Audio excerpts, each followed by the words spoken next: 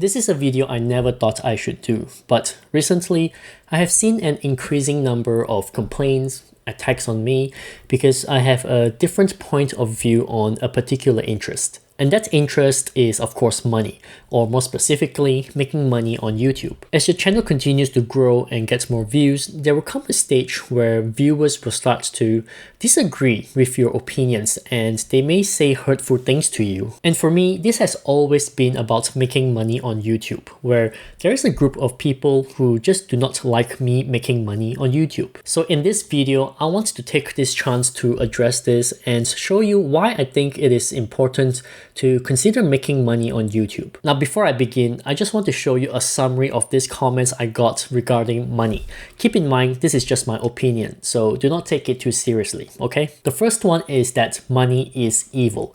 These are the people who believe that money is what causes problems, it is what creates issues, and we are better off without them. The second one is hard selling. These are the ones where they get offended if I try to push for the littlest thing, like a product I use or a software I use. They enjoy saying you are a scam, they enjoy laughing at you when you beg viewers to check out your affiliate links. And by the way, you can find some of the affiliate links to the softwares I use in the link down in the description below. Third one is that everything should be free. These are the people who think that everything on YouTube should be and will always remain free because information is free, as they like to say it. They are also the ones who completely disregard the amount of time and effort content creators put into creating a good video. I think you sort of get the idea here, but ultimately, all three of these categories boil down to one thing: the fear of making money on YouTube, or even making money anywhere else other than from a job, which is kind of ironic considering how your job is what makes your company rich. Now, I first want to make it clear that I'm not here to shame those who fear making money. Everyone has their own freedom of choice, everyone is free to do whatever they want, and I respect their choice. I am not here to judge them because I don't know where they're coming from. But the one thing I cannot accept is how these people somehow try to shove their ideals into me and try to force me to be them. Believe me, I tried having a healthy discussion with them with respect and an open mind, but they refuse to see from my point of view and the discussion ends up being one-sided. I know some of you might think that having fun on YouTube is important. It is about having that creativity and that's all that matters. Making money is secondary. There is some truth to that. However, money cannot be disregarded completely. At some point, it has to be part of your journey because it will affect you whether you like it or not. I'm sure you have heard me say this dozens of times. You need to make money on YouTube to sustain your channel. Money buys you time and time allows you to create the content you love.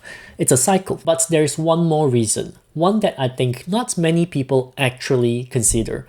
Allow me to explain. For some of you who are content creators, you might have heard of someone saying, go get a real job, or if you want to make money, get a job instead. I always chuckle when I hear that. Why? Well, I think the term job security is a very dangerous term and the meaning given to it has changed over the years. Let me try to explain this with an example. Imagine a team of 4 software engineers who work under a manager. Now, over the years, as you keep working, 2 software engineers may be promoted to senior software engineers due to their dedications and work ethics and contributions. So now we have 2 senior software engineers and 2 software engineers. These 2 remain as software engineers probably because they left and someone new joins. There's staff turnover like any other company. And this goes on for 10 years until finally the manager decides to leave to seek out new opportunity, or maybe he or she got hired elsewhere. Suddenly, there's a new opening after 10 years. So here's the question.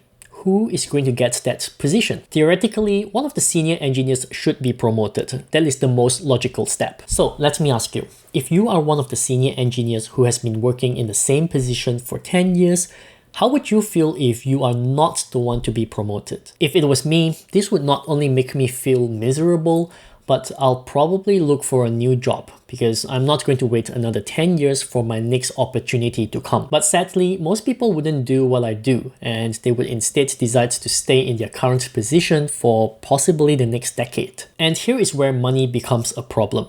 You see, say you are in this position and you have been getting an annual salary increment since you started. If you started with $100,000 and got an average of 2% increments per year, for example, that would mean your new salary after 10 years is about $120,000. It is not a lot, but you are now considered expensive because a company can spend, say, another $100,000 to hire a new software engineer and train them up. So what I'm trying to say here is, if you do not get the promotion after 10 years, you are at risk of being cut off. It is do or die here. The other issue here is there's only one managerial position, but two of us.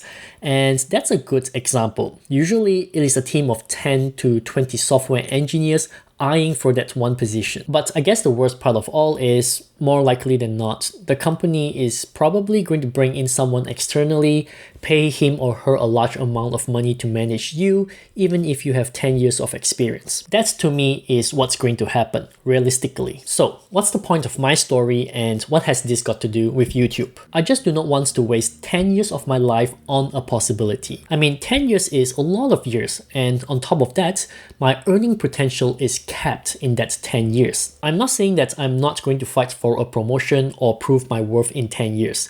What I'm saying is we need to have a contingency plan so that we can take care of ourselves financially. Because I certainly do not want to be in my 50s and I'm earning the same pay as someone who is half my age. So instead of going all in your career for 10 years, which is possible depending on your talent and hard work, why not build something at the side as a backup plan? Not only are you protecting yourself financially, but you're also opening up more opportunities for yourself.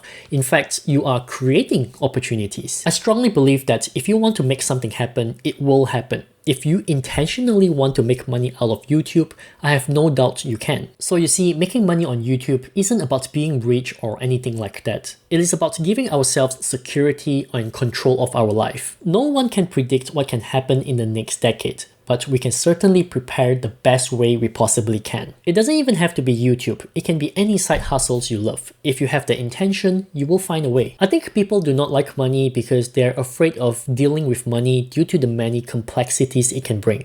Maybe it ruins a family. Maybe it was bad investments. I mean, money is not easy to understand either. It might be simple plus and minus, but those with true financial knowledge would know how to use money wisely so that they can make money with money. I want to show you one more thing. Hopefully this encourages you to think wisely about making money on YouTube. This is how much I earned per day from January 2023 to mid-August 2023. Just have a look. I'm averaging, say, $2 a day with some occasional spikes of about $15 to $20. That's crazy, right? Who would even continue to upload videos weekly for just $2 a day? But I did just that for 8 months. Uploading weekly consistently, spending dozens of hours a week on one video. Because what intrigued me was me earning $2 a day in passive income.